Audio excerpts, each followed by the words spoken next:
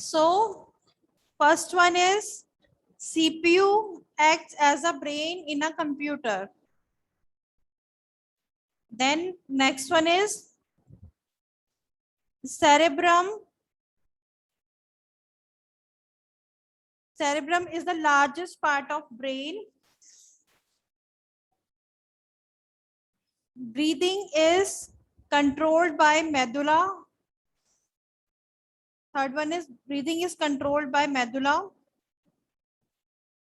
And then fourth is mixed nerves perform both functions. Fifth is reflex actions are controlled by spinal cord.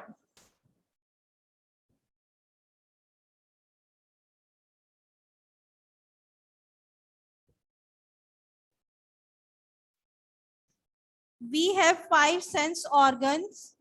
All of them have different functions.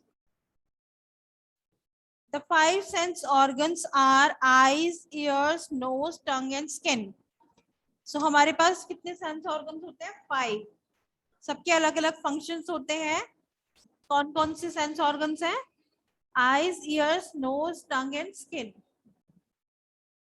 They connect us to our surroundings. ये हमें अपनी आसपास की surrounding से जोड़ते हैं. Saanvi, Saanvi, eyes,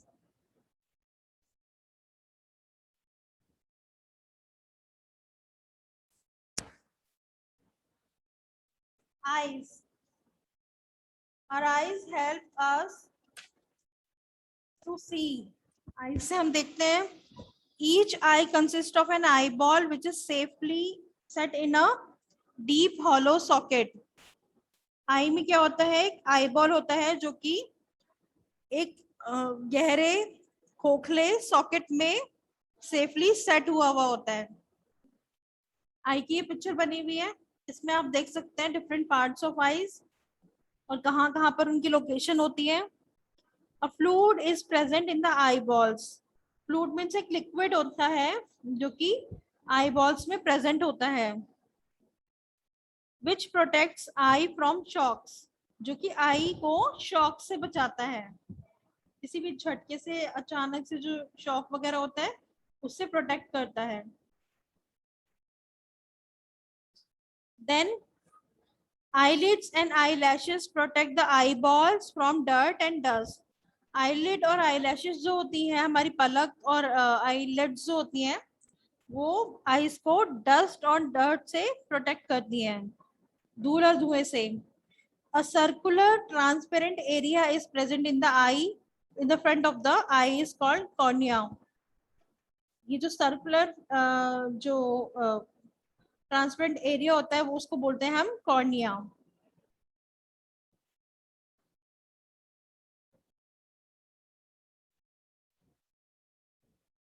then the coloured part is called the iris. जो coloured part होता है उसे बोलते हैं iris. The iris has an opening in the centre called the pupil. Then pupil is like a black spot. एक ब्लैक कलर की spot की तरह होता है pupil. Through which the light enters the lens. जिसके थ्रू हमारी आईज में लाइट जो है वो एंटर करती है और लेंस तक पहुंचती है. Light travels through the pupil to the retina. Pupil से स्टार्ट करके वो रेटिना तक ट्रेवल करती है. Retina is present at the back of the eye. Retina जो है वो आई के बैक साइड में प्रेजेंट होता है. अ sensory nerve which is called optic nerve. जो सेंसरी नर्व जो होती है जिसको हम ऑप्टिक नर्व भी बोलते हैं, connects the eye to the brain. Eye जो है वो ब्रेन से किससे कनेक्ट होती है? ऑप्टिक नर्व के through. Optic nerve passes the message coming from retina to the brain. जो ऑप्टिक नर्व होती है वो मैसेज को पास करती है रेटिना से टू द ब्रेन. जो रेटिना से हमारे पास मैसेज आता है, जो लाइट है वो कहाँ से एंटर करती है? प्यूपिल से. देन रेटिना तक पहुंचती है और रेटिना जो है वो ऑप्टिक नर्व को मैसेज सेंड करता है और ऑप्टिक नर्व हमारे ब्रेन को मैसेज सेंड करती है.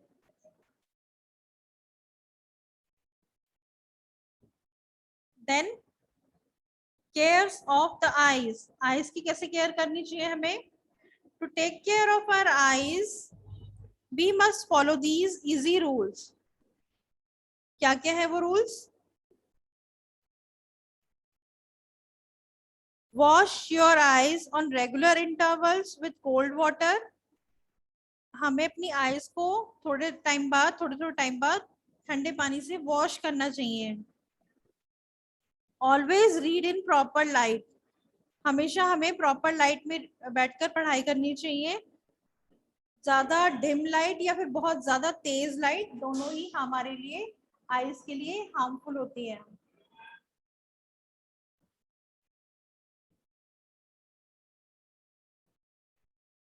Then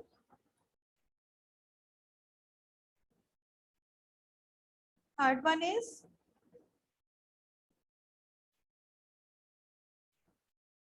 always maintain always read in proper light, then always maintain a distance of 25 centimeter while reading a book। जब भी हम कोई बुक को रीड करते हैं तो हमें एटलीस्ट 25 सेंटीमीटर का डिस्टेंस रखना चाहिए आईज और बुक के बीच में। Do not lie down and read, हमें लेट कर नहीं पढ़ना चाहिए। Do not read while travelling because this will strain your eyes, जब हम ट्रैवल कर रहे होते हैं तब हमें नहीं पढ़ना चाहिए क्योंकि उस समय हमारी बॉडी जो है वो मूवमेंट में होती है और इससे स्ट्रेन पड़ता है आईज पर। Always use your own towel to clean your eyes, हमेशा अपनी खुद के टॉवल से ही आईज को क्लीन करना चाहिए, अदरवाइज इन्फेक्शन हो सकता है। Do not play games on a computer और other gadgets for a long time, ज्यादा लंबे समय तक हमें कंप्यूटर या फिर अदर गैजेट्स पे गेम्स नहीं खेलने चाहिए। This can affect your vision, इससे आपकी जो आई साइट है उस पर इम्पैक्ट पड़ सकता है। If you find it difficult to read the board in the class go for an eye checkup, अगर आपको फिर भी कुछ पढ़ने लिखने में या फिर बोर्ड को पढ़ने में दिक्कत होती है तो आपको चेकअप के लिए जाना चाहिए, अपनी आईज को चेक करवाना चाहिए। Okay, let's read years.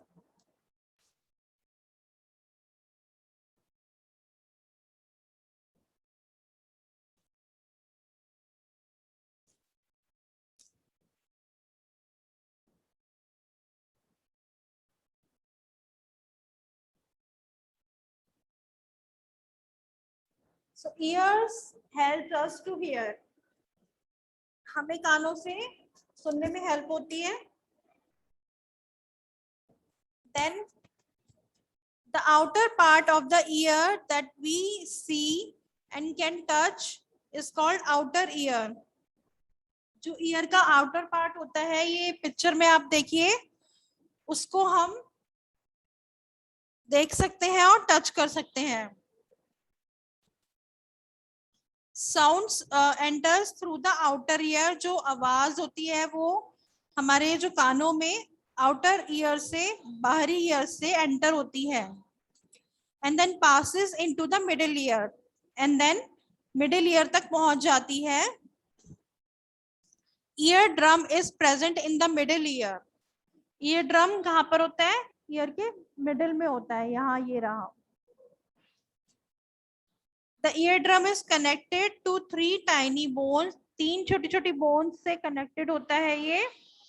When sounds enters the eardrum, it starts vibrating, जब साउंड एंटर होती है ईयर ड्रम में तो वो वाइब्रेट करने लगती है।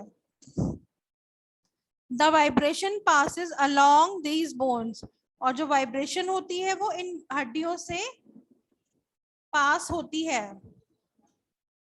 These vibrations then pass through the inner ear, और inner ear तक पहुंचती है। Then nerves in the inner ear send messages to the brain, जो inner ear में एक नर्व मौजूद होती है वो मैसेज भेजती है ब्रेन को, जिससे कि हम साउंड को सुन पाते हैं। Then how should we care of the ears, हमें ears की कैसे केयर करनी चाहिए? Dry your ears well after taking bath, नहाने के बाद हमें अपने कानों को अच्छी तरह से पोंछना चाहिए टॉवल से। Do not use earbuds to clean your ears, और जो ईयरबड्स आते हैं उनको हमें यूज नहीं करना चाहिए अपने ईयर्स को क्लीन करने के लिए, वो हार्मफुल हो सकते हैं। Dry your ears immediately after swimming, जब हम स्विमिंग करते हैं तो उसके तुरंत बाद हमें अपने कानों को सुखाना चाहिए, ड्राई करना चाहिए। Visit a doctor if you have year एक, अगर ईयर एक यानी कि कानों में अगर आपको दर्द है तो आपको डॉक्टर को विजिट करना चाहिए।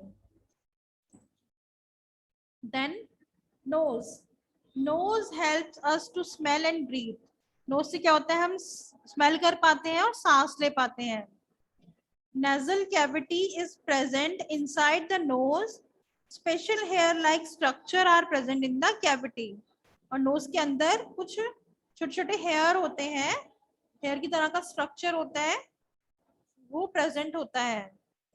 The function of these hairs is to produce nerve signals that are passed through the brains, इन हेयर के थ्रू जो सिग्नल्स है वो ब्रेन को पहुंचते हैं। then the brain then tells us what kind of smell is in the air, तब हमें ब्रेन से पता चलता है कि जो हवा में हमें खुशबू या बदबू जो स्मेल आ रही है वो किस तरह की है। they also trap dust and germs, ये डस्ट और जर्म्स को भी हमारी नोज में एंटर करने से प्रिवेंट करते हैं। And then prevent them from going into our lungs, ताकि वो हमारी नोज में एंटर ना हो और हम जो सांस लेते हैं तो डस्ट एंड डर्ट हमारे लंग्स में ना पहुंचे। We should always breathe through the nose, हमें हमेशा नोज से ही ब्रीथ करना चाहिए यानी कि सांस लेना चाहिए। Care of the nose, gently blow your nose to clean the nostrils, nostrils जो नॉस्ट्रिल्स बोलते हैं, नोज के जो होल होते हैं ना, छेद होते हैं, उनको बोलते हैं नॉस्ट्रिल्स, उनको हमें जेंटली ब्लो करना चाहिए ताकि वो क्लीन हो जाए। Inhale steam if you have a knows blocked, अगर आपकी नोज ब्लॉक हो जाती है, कोल्ड हो जाता है, तो हमें स्टीम लेनी चाहिए। Do not pick your nose, nose के अंदर फिंगरिंग नहीं करनी चाहिए। It is unhygienic and could be dangerous, ये अनहाइजीनिक तो होता ही है और डेंजरस भी हो सकता है। It can harm our nose. So आज हम बेटा नोज तक ही कवर कर पाएंगे, टंग्स एंड स्किन ये दोनों रह गए हैं, ये हम नेक्स्ट क्लास में, आज जो 5th जीके की क्लास, जस्ट अ मोमेंट बेटा।